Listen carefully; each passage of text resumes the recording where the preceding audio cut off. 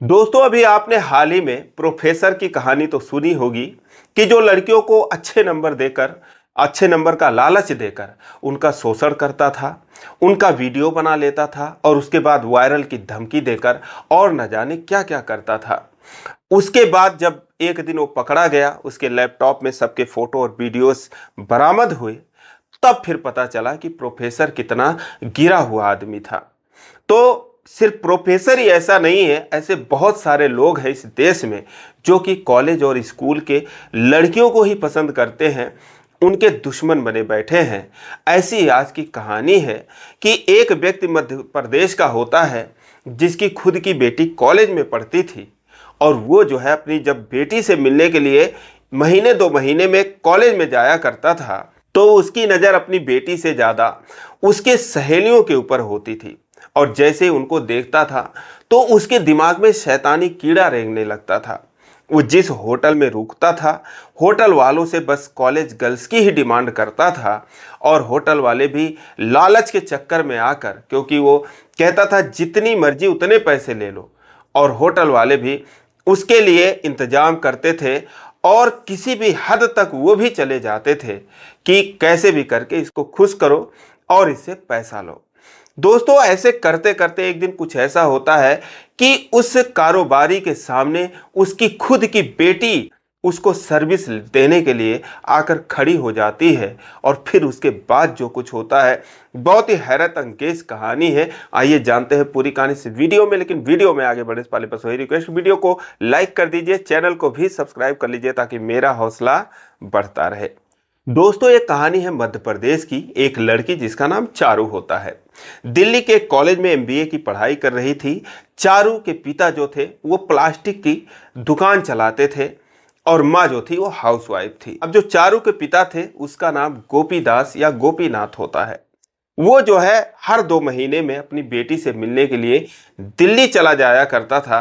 तब भी चला जाया करता था जब चारू को उसकी कोई ज़रूरत ही नहीं होती थी।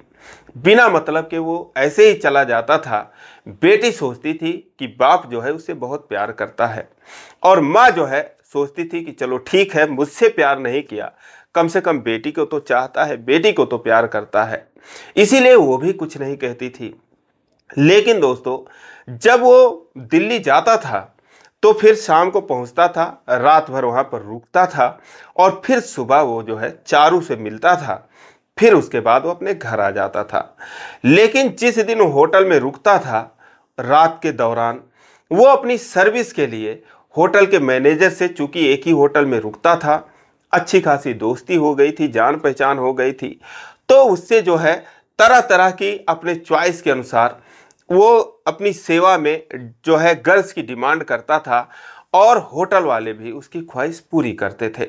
और ऐसा जो है 2-3 सालों में करीब 10-15 बार ऐसा हुआ था कि गोपीदास अपनी बेटी को मिलने के बहाने आता है और फिर ये सब काम करके वो जाता था, किसी को पता भी नहीं चलता था। लेकिन जब पिछले कुछ दिनों से वो आता था अपनी बेटी से मिलने, तो चारू जो है जिस कमरे में रहती थी वहां पर और लड़कियां रहती थीं, आसपास की बहुत सारी लड़कियों से उसकी जान पहचान थी। तो जब वो जाती थी तो उसके पिता जो है वो लड़कियों को अजीब निगाहों से देखता था और लड़कियां भी इस बात को महसूस करती थी, चारू से कहती भी थी कि यार तेरे पापा तो ऐसे देखते हैं कि जैसे खा जाएंगे, और पता नहीं किस तरीके से देखते हैं। अब वो जो है थोड़ी उसको अपनी बेइज्जती महसूस होती है, वो कुछ कहती नहीं है, लेकिन उसे भी बुरा लगता था। लेकिन अब जो गोपीनाथ था उसके तो दिमाग में कुछ और ही चल रहा था। वो होटल में आता है तो मैनेजर से बोलता है कि यार ऐसा है कि मुझे जो है कॉलेज गर्ल्स का कहीं से जुगाड़ कर दो, और जो है स्कूली अगर लड़की हो तो इस टाइप का जुगाड़ कर दो। तो होटल का जो मैनेजर था वो पहले तो माफ़ी मांग लेता है, बोलता है नहीं सेठ जी, ऐसा हम लोग कुछ नहीं करते हैं, ऐसा नहीं होता है। लेकिन वो चूंकि पैसों का लालच देता था, कहता है कि पैसे आज जितनी मर्जी ले लो, और मुझे जो है मैंने सुन रखा है कि यहाँ ये सब होता है, कहीं से भी करवा दो। तो होटल मैनेजर भी सोचता है चलो इसी बहाने मैं भी कमा लूँगा, और इसके जो सर पे भूत चढ़ा है उसके लिए कुछ भी पैसा खर्च करने के लिए तैयार है, तो मेरा क्या जाता है। मैं बीच में मैनेज करने की कोशिश करता हूँ। तो वो बहुत इधर उधर पता लगाता है, लेकिन उसे ऐसी कोई लड़की मिलती नहीं है। आखिर में उसे एक ऐसी लड़की मिल जाती है जो कि थोड़ी सी पढ़ी लिखी थी, लेकिन वो कॉलेज की बिल्कुल नहीं थी, जबकि उसका पेशा भी यही था, वो एक पेशेवर थी और वो अपनी सर्विस देती थी, तो उसका यही धंधा था। तो वो जो है उससे गोपीनाथ के पास भेजने से पहले जो मैनेजर था उस लड़की से कहता है कि ऐसा है, जब तुम जाना तो बता देना कि मैं कॉलेज में पढ़ती हूँ, और फिर जो है हमें ज़्यादा पैसे मिलेंगे। वो कहती है कि अगर कुछ और पूछेगा तो फिर क्या कहूँगी। तो मैनेजर बोलता है तुझसे शादी थोड़ी ना करेगा, जो कुछ ज़्यादा पूछेगा उसके बाद तू संभाल लेना, और तेरे अंदर तो ऐसा हुनर है ही। वो कहती है ठीक है। अब वो जाती है गोपीनाथ के पास। अब रात भर जो है वहाँ पर वो दोनों रहते हैं, लेकिन इस दौरान उसे आभास हो जाता है कि ये जो है प्रोफेशनल है, ऐसी कोई कॉलेज की तो है नहीं। फिर उसके बाद वो जो है मैनेजर पे भड़क जाता है, उसे कहता है कि तुमने मेरे साथ धोखा किया, चीटिंग की। मैनेजर जो है चुपचाप सारी बात सुन लेता है। वो बोलता है कि यही झूठ बोल रही है, ये कह रही थी मैं कॉलेज की हूँ। अब वो उसे खोना नहीं चाहता था गोपीदास को, क्योंकि वो मालदार आदमी था। जब भी वो आता था महीने 2 महीने में तो उसकी अच्छी खासी कमाई हो जाती थी। इसीलिए वो कहता है कि सेठ जी अब की बार माफ कीजिए, अगली बार जो है ऐसी गलती नहीं होगी, अब की बार आप आएंगे और जैसा चाहेंगे वैसा मैं आपके लिए इंतजाम कर दूंगा। उसके बाद जो है गोपीदास चला जाता है अपने घर पे। लेकिन 10 दिन बीतता है तो चारू जो है अपने माँ के पास फोन करती है, कहती है कि माँ कुछ पैसों की जरूरत थी और मुझे कुछ पैसे भिजवा दे। अम्मा जो सुनती है वो सन्न हो जाती है। वो कहती है कि अभी तो तेरे पापा से मैंने पैसे भिजवाए थे, उन्होंने पैसे दिए नहीं। वो बोलती है कि मुझे तो पैसे नहीं दिए, बस आए मुझसे मिले और फिर 10-15 मिनट बाद ही चले गए। तो फिर वो गोपीदास से पूछती है कि तुम गए थे पैसे लेकर, पैसों का क्या किए।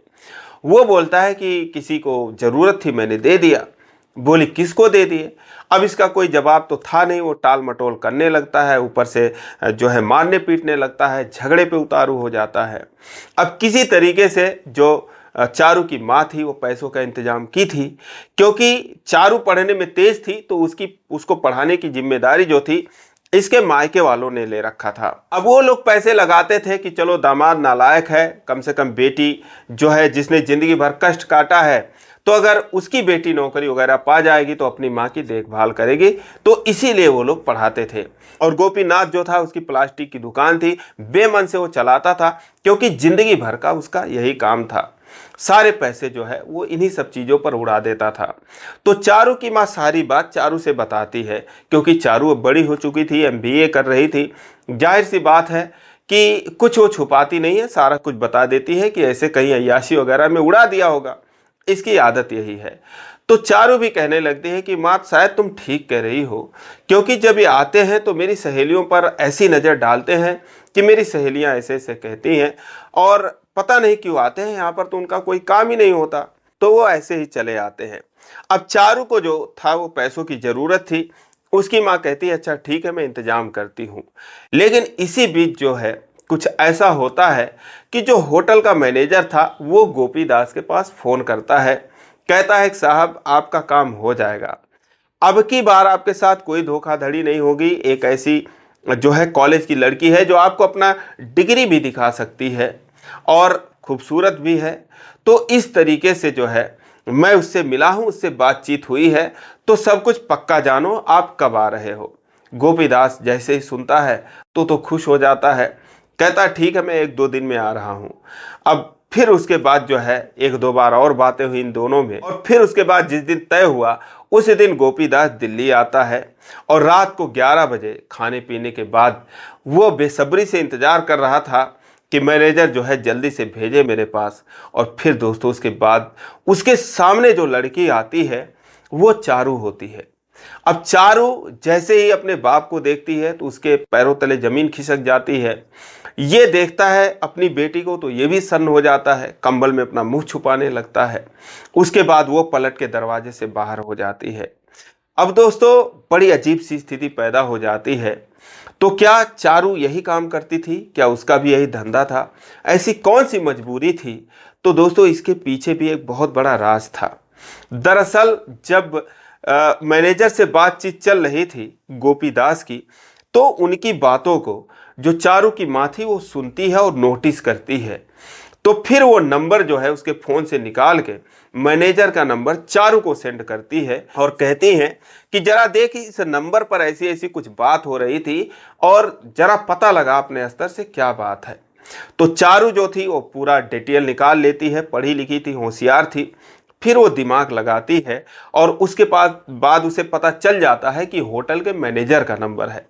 फिर वो जो है कॉल करती है मैनेजर के पास और उससे जो है अपनी परेशानी बताती है। कहती है कि मैं कॉलेज में पढ़ने वाली लड़की हूँ और मुझे जो है पैसों की बड़ी सख्त ज़रूरत है, मैं बहुत गरीब हूँ, मेरे खर्चे नहीं चल पा रहे हैं, तो आपके पास कोई काम है तो आप बताइए। अब मैनेजर तो यही ढूंढ ही रहा था, वो खुश हो जाता है। वो कहता है ठीक है, ऐसा ऐसा काम है, तुम करोगी क्या? सर्विस देना है लोगों को। तो वो कहती है ठीक है, कितने पैसे मिलेंगे? वो बोलता है 2000-3000 मिल जाएंगे। वो कहती है ठीक है।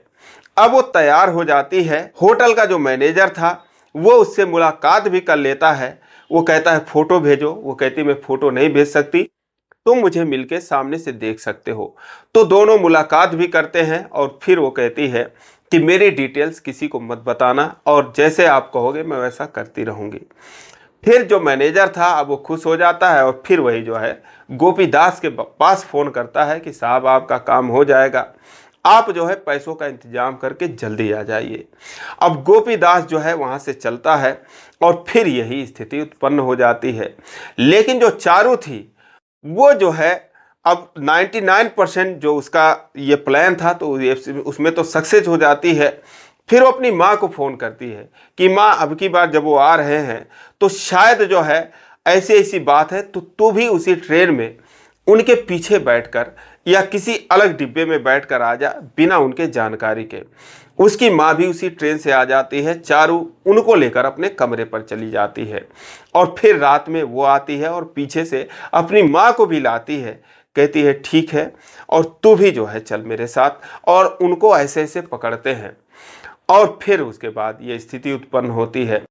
फिर जब चारू की माँ जो देखती है जाके अपने पति को जो भी उन्हें करना था गोपीदास के साथ वो करती है। चारू जो है मैनेजर को बोलती है कि मैं पुलिस बुलाऊंगी, तुम जो है स्कूल और कॉलेज की लड़कियों को भी नहीं छोड़ते इस तरीके से। फिर वो जो है उसके बाप की सारी पोल पट्टी खोल देता है। कहता है कि देखो इसमें हमारी कोई गलती नहीं है, यही जो है परेशान करते हैं, सारे कस्टमर ऐसी बात करते हैं लेकिन जितना ये करते हैं उतना कोई नहीं करता। ये जो है जिद पर अड़ गए तो इसीलिए हमने ये सब इनके लिए किया, लेकिन वो भी जानता था कि मैंने जो किया है वो गलत किया है। उसके बाद जब सारी बात अब चारू की माँ जान जाती है तो वो तो फूट फूट कर रोने लगती हैं। कहती हैं कि मैं किसी तरीके से बेटी को पढ़ा रही हूँ, बेटी यहाँ पर शिक्षा प्राप्त कर रही है और तू यहाँ पर गंदगी फैलाने आता है। और तमाम बातें जो भी उनके मन में आता है वो जो है वो गोपीदास को कहती है और उसके बाद फिर वो उसे वहीं छोड़कर, अब गोपीदास जो है शर्म के मारे धंसा जा रहा था। आप समझ ही सकते हैं कि उसकी स्थिति उस समय क्या रही होगी।